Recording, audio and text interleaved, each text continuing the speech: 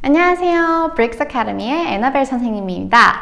오늘은 저희 vocabulary에 대해서 알아볼 건데요. Today we're going to be talking about vocabulary, and we're going to be talking about why vocabulary is important, but we're also going to be going over some tips to help you guys study vocabulary. So let's get started.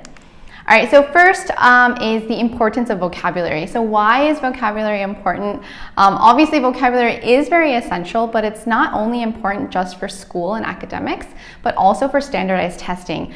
And vocabulary is something that you're gonna use for the rest of your life.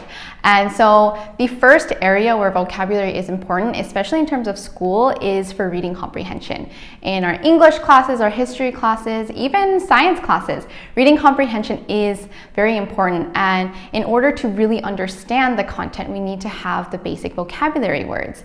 And so knowing vocabulary and studying vocabulary will be helpful for this aspect, but we also need good vocabulary for our writing. So for academic writing and any essays, we want to use precise words so that we're conveying our proper message. But in addition, we also want to use higher level academic vocabulary words so that our writing is more advanced. And so for these two things, we do want to have good vocabulary, but we also need to study vocabulary for standardized tests, starting with the SSAT to the SAT, later in the TOEFL, and even for GRE. Vocabulary is a very essential aspect of these tests, and so vocabulary is important. But obviously, many students memorize vocabulary, and it's a great way to quickly learn vocabulary, but we often forget those words, a week, 2 weeks, or a year later on. And so for vocabulary, while memorization is important, we want to try to work on application. But obviously vocabulary is hard in and of itself. So what should we do? So luckily I have a couple of tips to share with you guys. So our first tip here is to do active reading. So I know I'm kind of, guilty of this, but sometimes when we read, we kind of skip through words and we end up understanding different words through the context. This is great. However, in our free time or when we're studying, we want to try to do active reading in that if there's a word that we're not fully sure about, or if there's a word that we don't know, we want to look it up. Obviously it takes time, but it does, help you in the long run. And I've been doing active reading in my own personal time.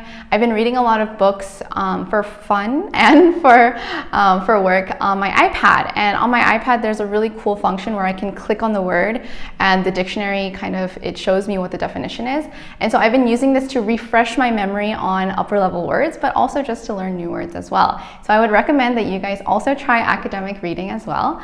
Another tip here is to study your root words. The English language is heavily based on Greek and Latin words, so we have many root words. So if you understand the root words, plus many prefixes and suffixes, oftentimes you can kind of put together a word and figure out the meaning of a new word. So I have an example here. We have the words geo, which is the word for earth, and we also have ology.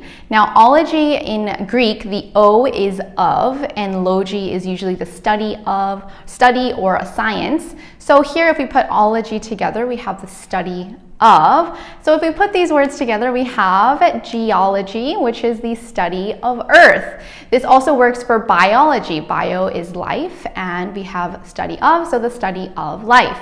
So if you know your basic root words and many prefixes and suffixes, you might be able to see a new word and kind of figure out what word that is. So some additional tips we're going to go over. This next one is using mnemonics. Now, mnemonics is basically a memory device, and it's a learning technique where you can use maybe imagery or even acronyms to help you remember and retain new information. And so a lot of people use mnemonics for vocabulary words, and I have an example here as well. So we have this word melange, right? Melange. And melange means a mixture. So how can we kind of memorize this easier using mnemonics?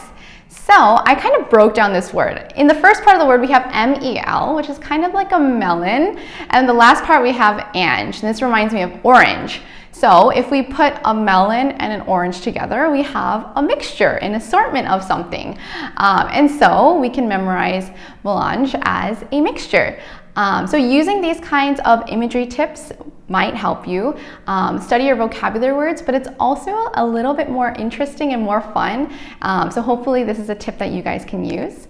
Our final tip here is, and I mentioned it earlier, but application. So instead of just memorizing the words, challenge yourself to use these words. So whether this be challenging yourself, giving yourself a mission every day or every week to try to use this word in speech, or you can go ahead and actively write sentences about the words, but really trying to use the words that you're studying is definitely the most helpful way to remember the vocabulary words that you study and memorize.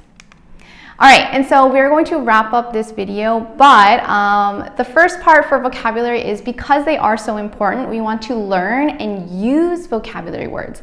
Not just memorizing them and not just learning them, but we want to try to use them as much as possible, whether it's through speaking or listening or even through writing.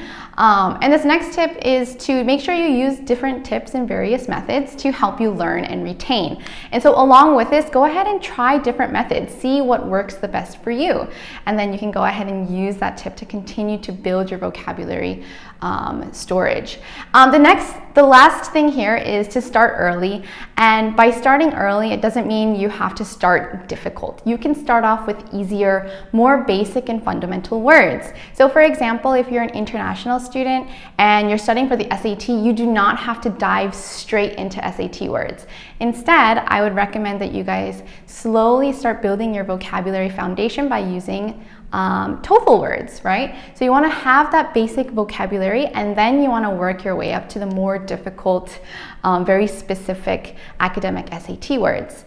And so in addition to starting early, obviously if you have your SSAT next month and you're going to start studying now, it's obviously going to be much more difficult to remember and truly understand all those words versus studying in advance. And so if you have time and time is to your advantage, then go ahead and try to slowly start learning vocabulary early on. And so then your vocabulary can build and increase over the years. So with all this information, guys, I hope I was able to give you guys a little bit more motivation and a little bit more confidence to study your vocabulary. So good luck, and I'll see you guys next time. Bye.